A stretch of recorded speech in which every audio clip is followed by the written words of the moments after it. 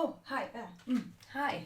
Oh, this time again. Okay, so hi. Today I want to talk to you about why I think more about which kind of business I want to build than about product market fit.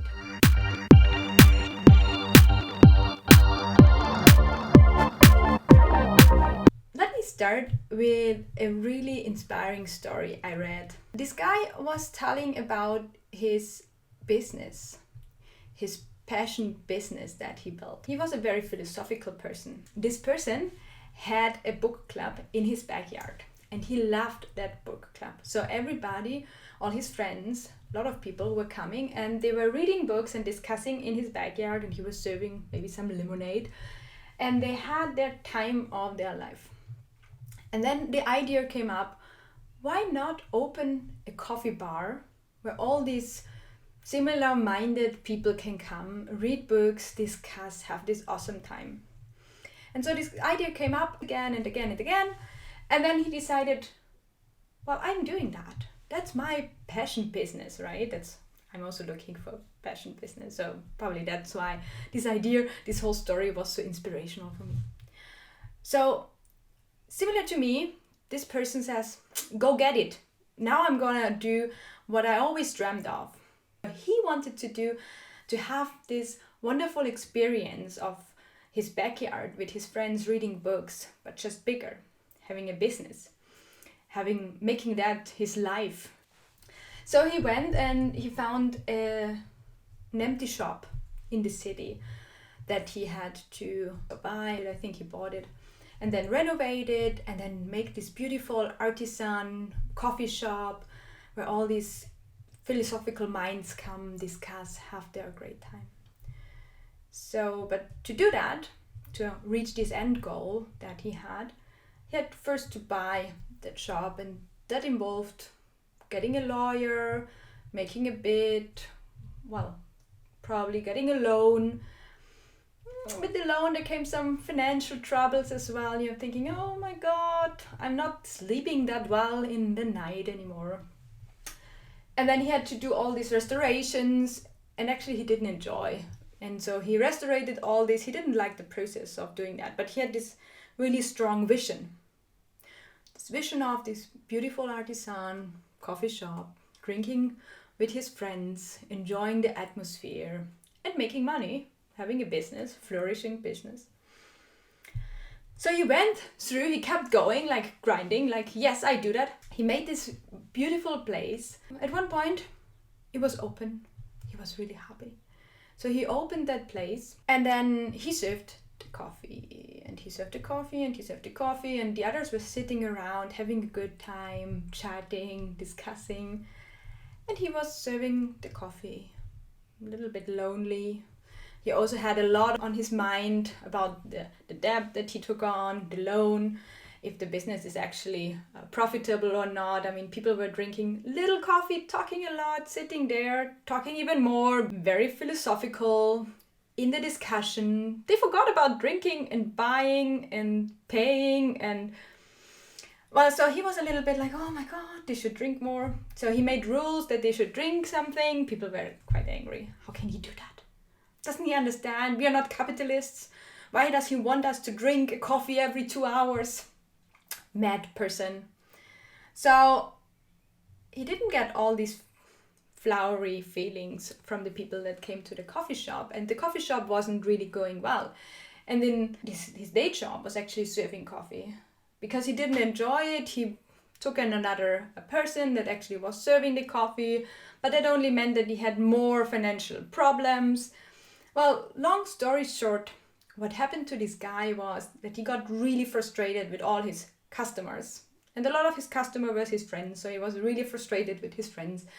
And then he talked to them and explained to them what all he had to do, like all this bookkeeping and running this coffee shop and buying the coffee, and then they're not drinking, not consuming enough, and he has these financial problems. But they are in their own world. They couldn't help him. And so somehow many of the friendships, I think, broke up.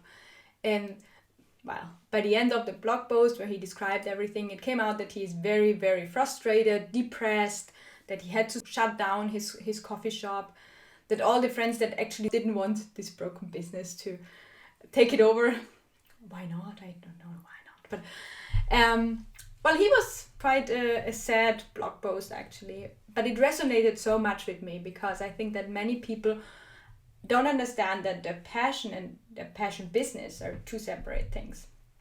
So coming back to this story, well, that's the story. I think has several aspects to it. It has this aspect of how does your life look like? I mean, if you're serving coffee, you're not doing what you're actually passionate about. He had this idea of his passion, reading books and discussing it with friends, but actually his day-to-day work is serving coffee.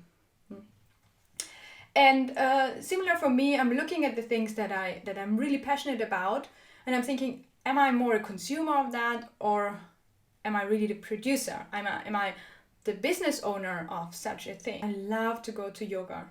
At one point I thought I should become a yoga teacher. I think it was somewhere, actually it happened several times. It was probably 2 years ago that I first announced, like, I'm becoming a yoga teacher. That will be so awesome. I will do yoga all the day. Well, that was right after birth, so, hormones, crazy stuff. And but it happened again, and I thought like, oh, maybe the yoga mattress and I making some chilled relaxation techniques, and I really, really enjoy my yoga. But I'm so happy I'm not the person in front that has to talk the whole time, that has to look at the people, that does that several times a day. I'm really happy I'm not that. I'm the person that on my own yoga mattress, and I just can soak everything in that the person said. He said like, breathe in, breathe out. And I just have to breathe. I don't have to say that, right? I can focus on my body. I can get that relaxation. I can get that body strength. But I'm not the facilitator. I'm not the yoga teacher. I told you about my consultancy business. At one point I thought, well, I have all these assets to build a consultancy business, so I should use that. I mean, I know a lot about software engineering. I worked and consulted large corporations, so wouldn't it be the best idea for me to open a consultancy business and do that? If I'm consulting with large corporation and corporations that come to my mind that really need my knowledge that I have right now, would be probably IBM, would be BMW, Microsoft, maybe Google, Facebook. They're all not where I live right now. They are far away and I would have to travel there. I would probably sit with the teams for a long time and then come back and then work. Right now I cannot imagine that that's how I want to build my business. That shouldn't be the foundation of my business. I want to have a business where I can work from wherever I want, whenever I want, and on what I'm really passionate about.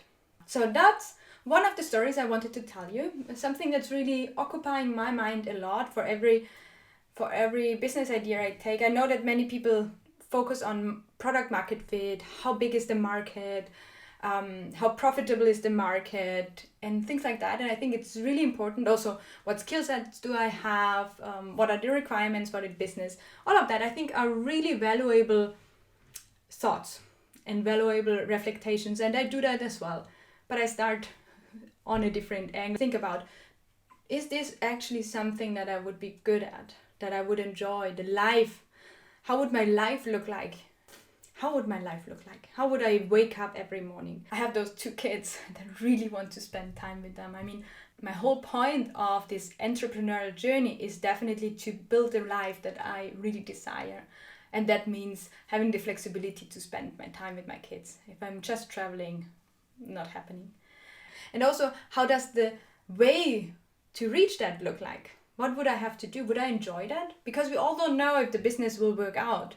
We don't know when we reach our goal. I think that you can turn business ideas into something profitable at one point, but we don't know exactly how long that will take.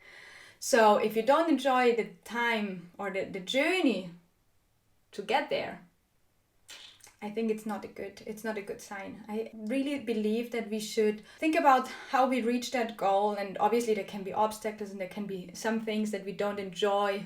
They should be temporary, and then you go on this way that you actually enjoy, because that's our life, right? We don't know how long we are on that earth. even if you have this very concrete vision how your business will look like, it's not certain that you will reach that. So you should enjoy the way to reach that. Yeah. So let me know, what do you do?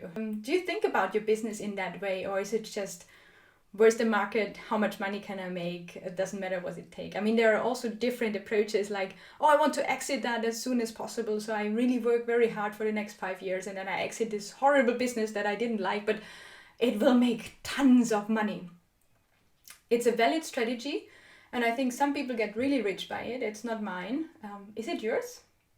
Is it yours? Tell me. Leave a comment below. I heard that. I don't know. One of the famous YouTubers did. Leave a comment below.